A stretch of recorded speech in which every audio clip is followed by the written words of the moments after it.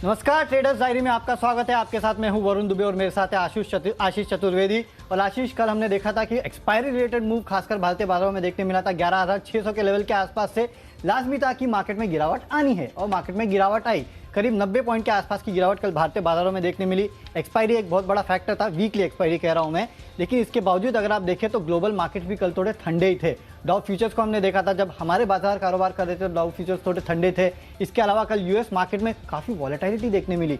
एक समय था डाउ जोन्स काफ़ी गिर गया था, वहाँ से थोड़ा उभरा और क्लोजिंग देखिए काफ़ी हद तक फ्लैट हुई है। इसके अलावा आज अगर आप देखें सुबह सुबह तो एसजीएक्स निफ्टी ऑलमोस्ट फ्लैट काम कर रहा है। निचले स्तर से एसजीएक्स निफ्टी में थोड़ी रिकवरी देखने मिली है, क्योंकि एशिया के बाकी मार्केट अगर हांगकांग को अगर आप देखें तो वहाँ थोड़ी रिकवरी देखने मिली है। तो ग्लोबल इन एंड ऑल अगर हम देखें आशीष, तो काफ़ी मिक्स क्यूज दिखाई दे रहे हैं। कोई क्लियर इंडिकेशन नहीं है, सिर्फ आज एक ही इंडिकेशन है, फ्राइडे फैक्टर। फ्राइडे है, खरीदो, जाओ, मजा करो। मंडे को आओ, तब सोचेंगे क्या होगा, राइट?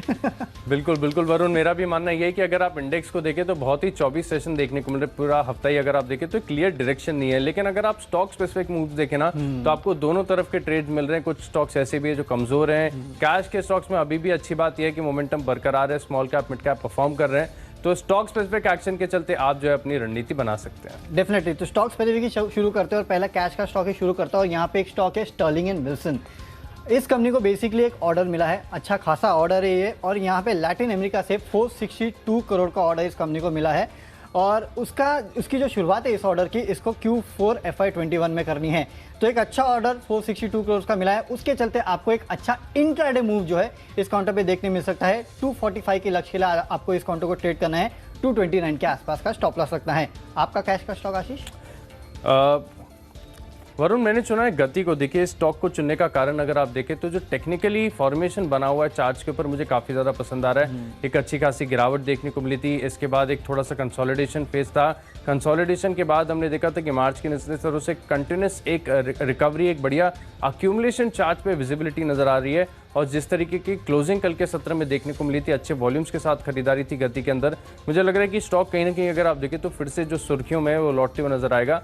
46.25 के आसपास की क्लोजिंग है। 48.80 के लक्ष्य के लिए आप इसमें खरीदारी करेंगे और केवल 46 रुपये का, यानी 85 पैसे नीचे आपको एक स्टॉप लॉस लगाना है।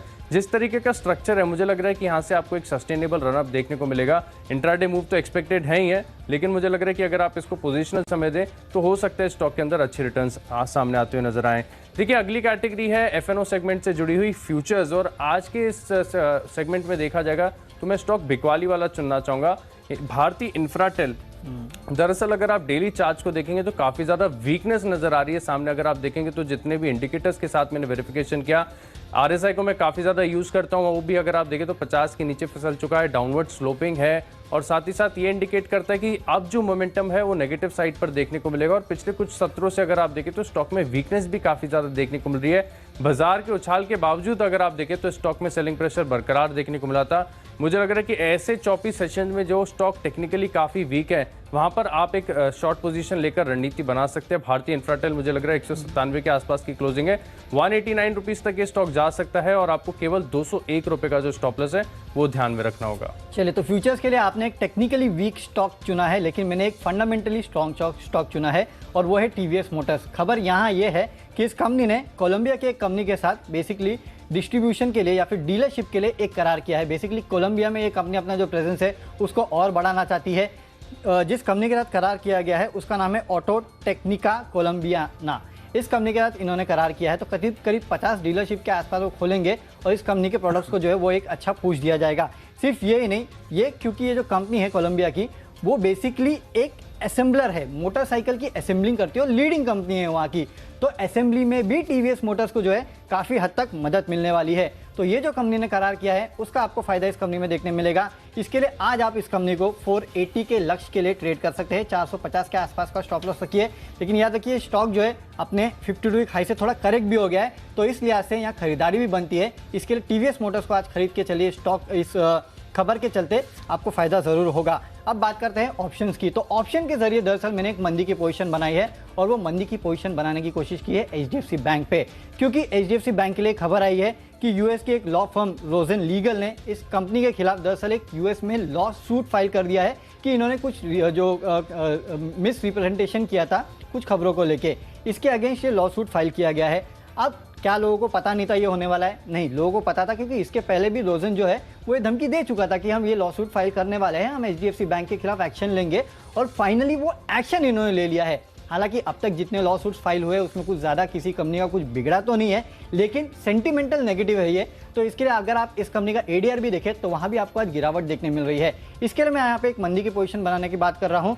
1080 का पुट ऑप्शन जो है वो यहाँ खरीद के चलिए। 16 के आसपास ये ट्रेड कर रहा है। 19.5 के लक्ष्य के लिए आपको इस काउंटर को ट्रेड करना, इस ऑप्शन को ट्रेड करना है। 15.3 के आसपास इसका स्टॉप लॉस रखना होगा। आशीष, आपका ऑप्शन? वरुण, मैंने चुना है आईजीएल में खरीदारी करने का ऑप्शन, और जिस तरीके का चार्ट का स्ट्रक्चर मुझे काफ़ी ज़्यादा पसंद आ रहा है, और इनफैक्ट कल इस स्टॉक को मैं अपनी लिस्ट में शामिल भी करने वाला था। समहाउ ये स्टॉक मुझसे मिस हो गया, और देखिए कल के सत्र में अगर आप देखें तो अच्छा तेज़ी यहाँ पर देखने को मिली थी। स्ट्रक्चर काफ़ी बढ़िया देखने को मिल रहा है। देखिए आईजीएल में खासियत ये है कि अच्छे कंसोलिडेशन के बाद जब ये रेंज से बाहर निकलता है तो स्ट्रॉन्ग मूवमेंट देखने को मिलता है, और मुझे लग रहा है कि इस बार जो है वो मोमेंटम काफ़ी स्ट्रॉन्ग देखने को मिलेगा।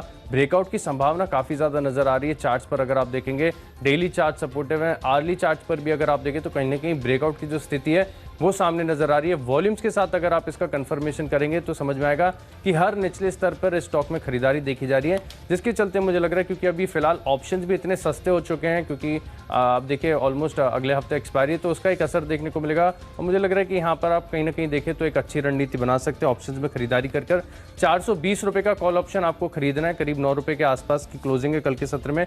8 रुपये 20 पैसे, 8.5 रुपये के आसपास ये ऑप्शन आपको मिले तो आप इसमें एंट्री कीजिएगा। और मुझे लग रहा है कि इस ऑप्शन जो है 11 रुपये 30 पैसे तक जाएगा। स्टॉप लॉस आपको जरूर लगाना होगा 6 रुपये 25 पैसे का। चलिए, इस काउंटर पे एक्चुअली आशीष मेरी भी नज़र थी, लेकिन आपने अपने टीम पे ले लिया, तो ये बहुत अच्छी बात है। फंडामेंटली बहुत स्ट्रॉन्ग काउंटर है वैसे भी ये। चलिए, 30% शो निकल गया है, 70% बाकी, यानी कि 3 स्टॉक हम बता चुके हैं।